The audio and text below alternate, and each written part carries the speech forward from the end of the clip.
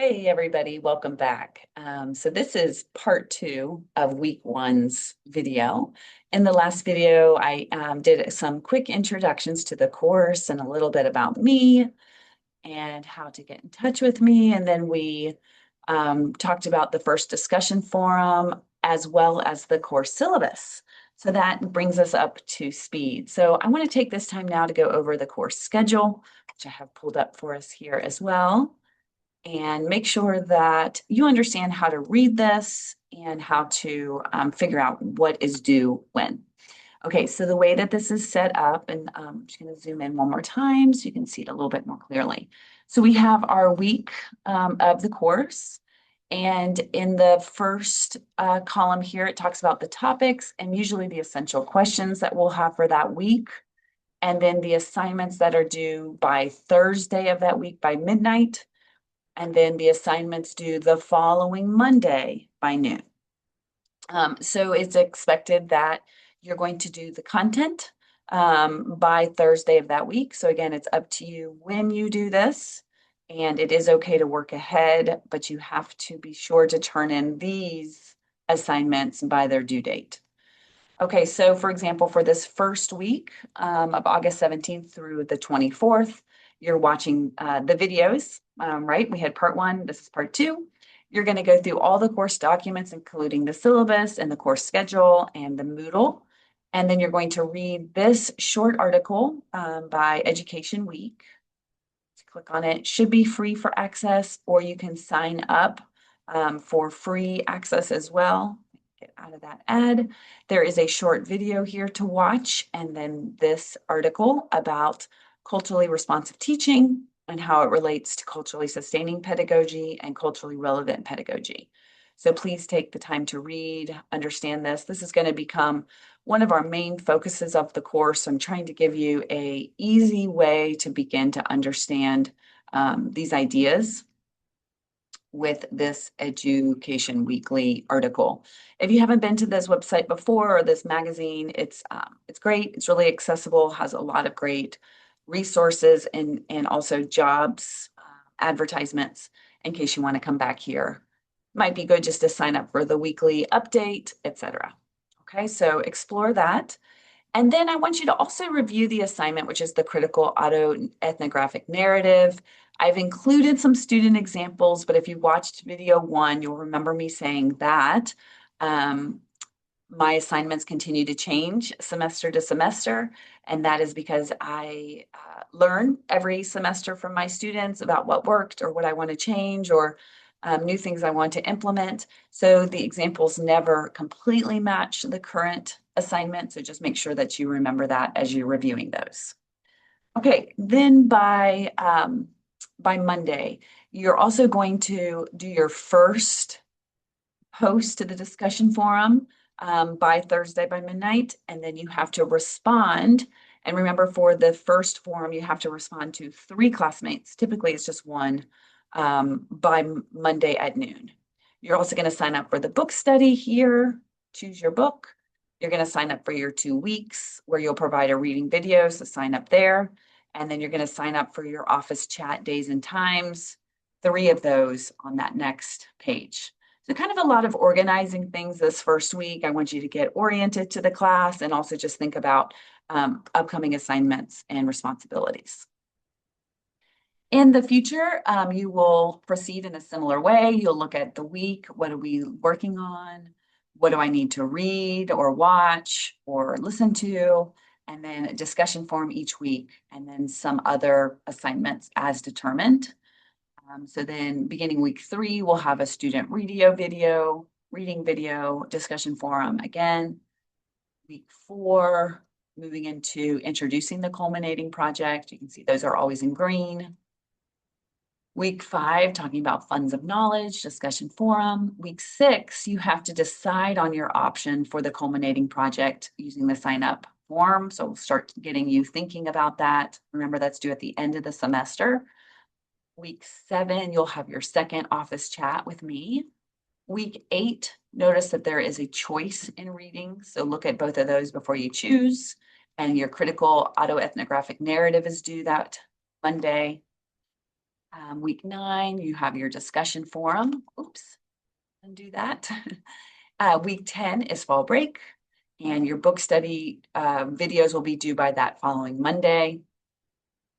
And we have week 11, where you again have a choice of reading and your culminating project. You have a part of the culminating project due, so kind of moving you towards completing that. Week 12, you have a couple of articles and discussion forum.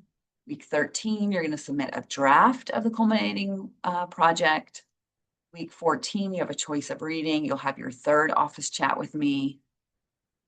Week 15, your 3 community field experiences are due. We're getting towards the end of the semester. We have Thanksgiving break. And then week 16 is when you will be sharing your culminating projects. And those are due by Monday, December 7th, which is during our final exam period. So 16 weeks, this should walk you through each of the assignments. This also follows along with Moodle. So you can always go to either one of these. This is probably easier to update for me, but Moodle will also be updated.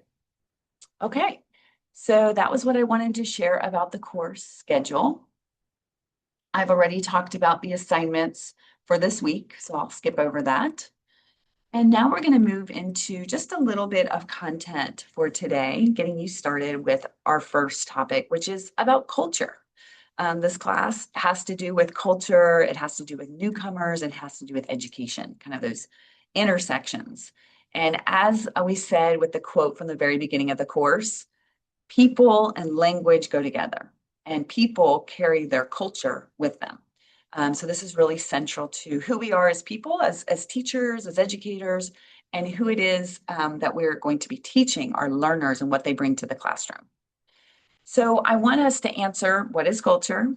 I want us to think about what are the beliefs, experiences, cultural groups that influence our own perceptions, our cultural lens of the world. And then I want us to get into this question of what is culturally responsive teaching? How does it relate to culturally relevant pedagogy, as well as culturally sustaining pedagogy? So let's start with this first question. What is culture? This maybe is something you've studied before. You know, I feel like we've been talking about this since probably elementary school, but yet it's kind of hard to get our hands around and grip it. What is culture? I mean, we know if we see cultural things, we know that it belongs to culture, right? Like religion, like gender norms, like family norms, musical traditions, work traditions, food, right? Of course, language and education, right? We know these are all kind of like signs of culture, if you will. But the actual definition of culture is a system of beliefs, values, and assumptions about life that guide behavior and are shared by a group of people, right? It includes customs, language, and material artifacts. And I think a lot of things fall under material artifacts from the pictures in the previous slide. These are transmitted from generation to generation, but not explicitly, right? They're usually taught through modeling, teaching, but rarely with explicit instructions. So what does that mean for us? Culture is not genetic, right? It's not just because you're born, you get it in your genes. No, it's learned by the people around you, by the context in which you are growing up. It's expressed through these cultural practices, like our behaviors, by those material artifacts, by the rules we follow, the values we have, etc. And it's really important that we note that it's shared in a group, right? So it's so important, right? It can define the social boundaries of different groups. And then this is key, right? We are all culture bearers and culture makers. So at the same time that we are bearing our culture, we carry it with us, we use it in the way we perceive the world around us. We're actually also creating culture simultaneously, because culture is not static. It continues to change and evolve. So, for example, myself, as I get older, as I change my profession, as I change my context, as I change my role in society from maybe a daughter, student to professor, mother, partner, um, my culture is also changing, right? So it's also very personal. Different aspects of culture are certainly interrelated. We know that they depend on each other, and it's always changing. It's not static. And this is key too, just thinking more about our learners as well. Like if you have newcomers in your classroom that are coming to the United States from another place, their culture is going through a massive shift. And you can't just say that their culture is, where they came from. Their culture is also who they are and what they do in this new context, which is this new world, this new country where they have to learn English, and how that affects them. So we want to just treat this with some carefulness. We can't assume homogeneity of our students or of other people. We know that experiences, behaviors of individuals within cultures can also differ. So even if we identify that they're part of a cultural group, we know that within that group, there's going to be a lot of differences, a lot of heterogeneity. So culture can differ across individuals as well as across settings for the same individual, right? So who you are at home might be different than who you are at school versus who you are with your friends. We know that is also true. But most importantly, culture gives us a lens for understanding students, but it's not a script for predicting them. So think about that, right? What we carry with us is our cultural lens based upon our own upraising, our experiences, languages we speak, our socioeconomic status, our gender, our education, just thinking about all of those factors that determine our cultural lens. And it helps us, well, it could help us, it could also be a deterrent, but we use that lens to see our students. But we certainly want to be careful not to use it to predict who they are or what they're going to do or what they believe. So our goal is, after learning more about your students' cultures, the idea is teachers can better understand student behavior, their attitudes, role of parents, their ideas about being on time or homework, all of those things, right? That certainly gives us a way in to understand behaviors. And it also gives us, some ideas or resources to bring into the classroom to supplement what we're teaching so that it is culturally relevant to our learners, as well as engage with the parents and the community of those cultural groups. I love this quote. This came from Ovando and Combs's chapter on culture, and it says, we cannot understand cultures completely, but we can know and accept that we do not understand everything. We can be prepared to learn from as well as with the students in our schools. And I think that's so key, right? Having this reciprocal idea of education that we are also learning from our students and alongside our students, even as we teach them. I often think I learn more from my students that I'm teaching English in a given semester than they learn of English because their experiences are different from the ones that I've experienced. And so I often learn new ways of seeing things or thinking about things or experiences that they have had. I had the opportunity to teach English language teachers in the country of Azerbaijan. This is a picture of a traditional classroom there with the teacher. You can see the students are kind of passively sitting, no notebooks on their desks. They're listening. They are expected to be passive and quiet. And the teacher is the kind of giver of all knowledge. And we were working really hard with them to try to change that mode of instruction. So I just want you to these two things are really juxtaposed, right? The quote and that image. So, what I really hope for you is that you develop a relationship in which it is more reciprocal and that you are not just the bearer of knowledge, but you're also the recipient of the knowledge of your students. You maybe have seen the cultural iceberg before, but we can think about culture like an iceberg, just to remind you of this. This is all moving you towards that critical autoethnographic narrative. And I'm going to just show you some tools that you might want to just brainstorm a little bit about your own culture before you begin to write that report, that paper. And so you might think about, what are the things of your own culture that we can see, those external artifacts? And what are the things that maybe are underneath the water that we don't see, but really do affect who you are, right? And then, just thinking about what aspects of culture would teachers most likely notice? Well, it's going to be those things above the iceberg, right? Above the waterline, rather. And what might have the greatest influence on classroom interactions?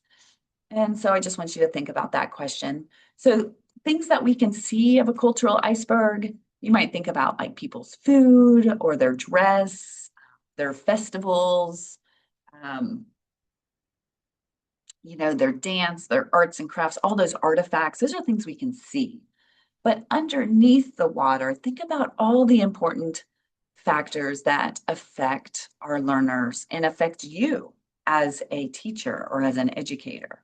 And so this is what I want you to begin to think about and kind of unpack for that critical autoethnographic narrative. The CAN, C-A-N, is what is it that you have under the water, that have affected the way that you view the world? So just thinking about communication styles and rules, notions of courtesy and friendship and leadership, concepts of self and time and roles, justice, attitudes towards elders and adolescents and dependents and rules, animals, approaches to religion and courtship and marriage and raising children, and all of these things that affect who we are and how we see the world and how we interact with the world. This came from Edward Hall back in the 1970s, and I think it's nice in terms of thinking about, okay, what is observable and what is not observable? And just remembering with an iceberg that what you see above the water is usually much smaller than the great mass of ice that's under the water. And that's similar with our culture, right? What we're seeing of our learners, of our students, or what we're showing of ourselves is just a small, small portion of who we are underneath. This is the same idea, just with a different image to express the same ideas, things that I want you to think about yourself. Culture shapes one's understanding of the world and one's behavior in it. These cultural models are thought to be so familiar and automated that they are often invisible and unnoticed. So the goal of the CAN is for you to pause, reflect, think about who you are and what is your culture that you're bringing with you to the classroom. One other tool, in addition to that cultural iceberg, is a personal identity wheel, and there's a link here if you'd like to print it or try it out yourself. And here what you do is you talk about adjectives to describe yourself, and then you start to think about things that describe you, right? Your favorite music, one skill you're proud of, your favorite movie, favorite book, favorite food, favorite hobby, favorite color, personal motto, number of siblings, birth order. Just kind of thinking about how those represent or relate to your culture.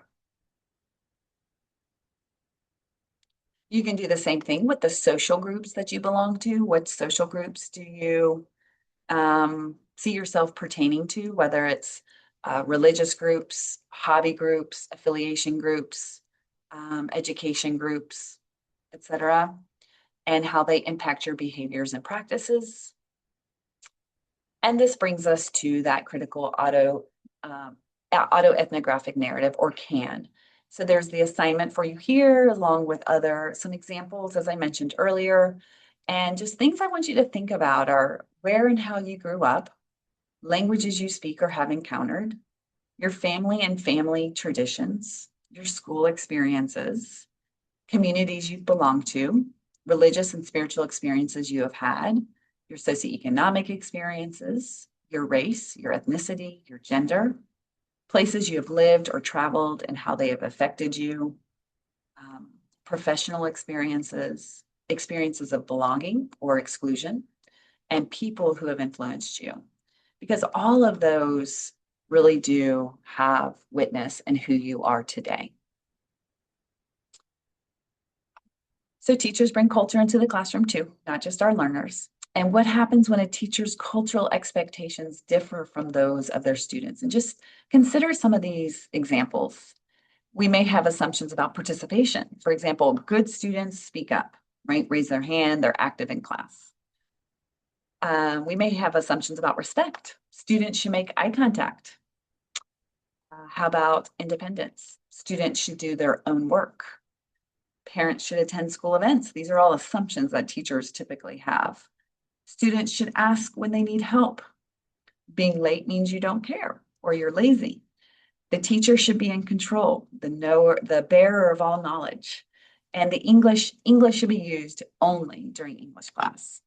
So we might have these assumptions of teachers, but what happens when they hit and they interact with and maybe come into conflict with those beliefs that our learners have that are shaped by their own cultural identity?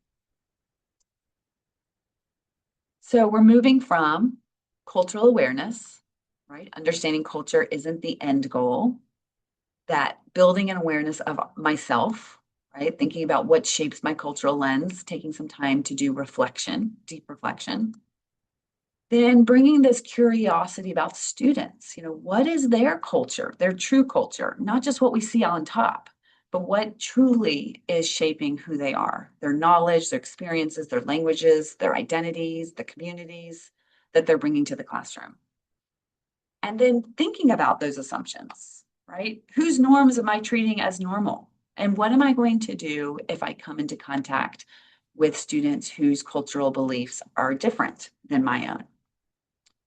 And then taking action. What do we do about this? And that's the culturally responsive teaching piece that we're getting to.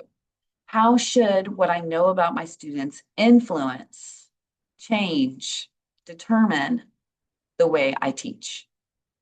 And that leads us to culturally responsive teaching, which is the topic of your first article for the class.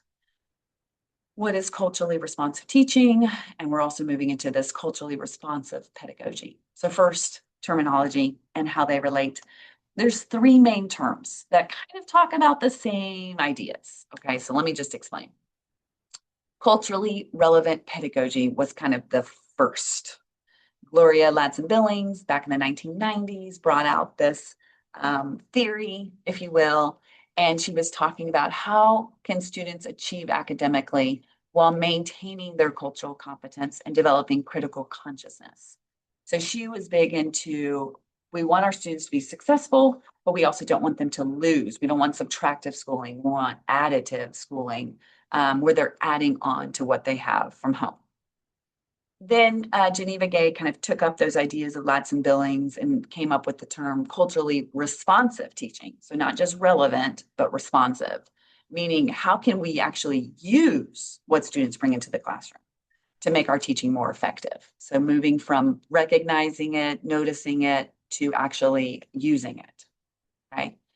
Finally, most recently, Django Paris and Alim, 2012, started talking about this sustaining pedagogy, culturally sustaining pedagogy. And they brought up the notion that schools not only should recognize, use, but now also sustain, build, and grow students' home knowledges, languages, et cetera, that they bring with them to the classroom. That our job goes deeper than just trying to assimilate them into this heteronormative, white, middle class kind of educational norm, to saying rather we want to sustain and nurture students' languages, their literacies, and their cultural practices. So that's the timeline and kind of the change over time of this terminology. And right now we're kind of focusing on culturally responsive teaching, but so certainly culturally sustaining pedagogy is also aligned with my ideas that we'll share in class. What I like about this is that they are all asset-based. So they're kind of under this big umbrella of asset-based pedagogies. What does that mean? It means that we see our students with what they bring, not with what they lack. So we're seeing all the assets that they're bringing with them, rather than, what is it that we're trying to fill in? What gaps do they have? So I love that. So it's a good way to think about it, the big umbrella. Culturally responsive teaching, cultural sustaining teaching, and culturally relevant teaching. Kind of culturally relevant is everybody's doing this. Then we have kind of two branches, right? Are we just responding and including it? Is it determining how we teach? Or do we actually see teaching as a way to sustain the cultural gifts that they bring to the classroom? So that's a great way to think about it. What's the difference, right? So kind of the difference between culturally relevant teaching, culturally responsive teaching, and culturally sustaining pedagogy, and how, what their main emphasis is and what the teacher asks. So you can review this as well. For culturally relevant teaching, we're thinking about empowering, right? Academic success plus cultural competence plus critical consciousness. Critical consciousness just speaks about being able to see the world in a way that you identify whose perspectives are being included and whose are being left out, who has power here and who does not.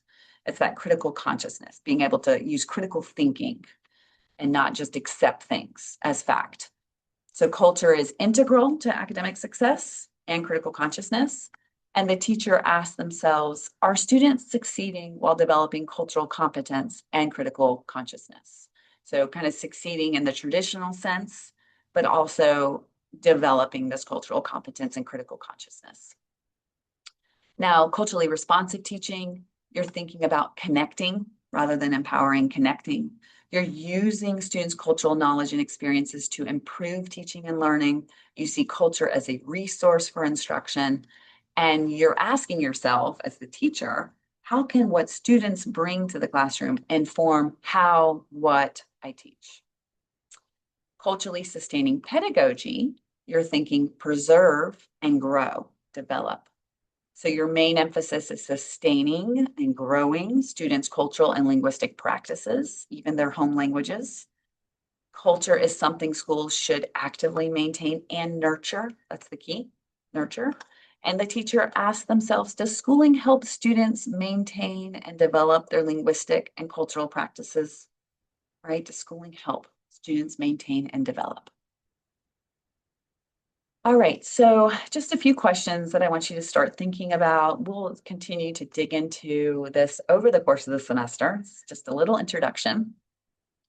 But the first one I've had students ask me, how does culturally responsive teaching differ from simply including students' cultures in the classroom?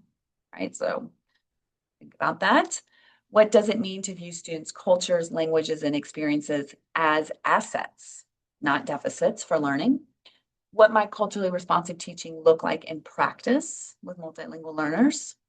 What is one idea from the article that you're reading this week that challenged or expanded your understanding of culturally responsive teaching? Why might celebrating diversity, often in festivals, food, fun, not be enough to make teaching culturally responsive? And what is the difference between learning about students' cultures versus allowing students' cultural knowledge and experiences to shape instruction? So great questions, really great questions. And we'll continue to unpack these over the next several weeks. All right, so this brings us to the end of our first video. Congratulations, week one, and the assignments that are due by the following Monday by noon. And I have shared all of that with you. I really look forward to learning more about you over the next couple of weeks and engaging with these important topics with you. If you have any questions at all, please don't hesitate to reach out. And I look forward to seeing you very soon. Bye, everybody.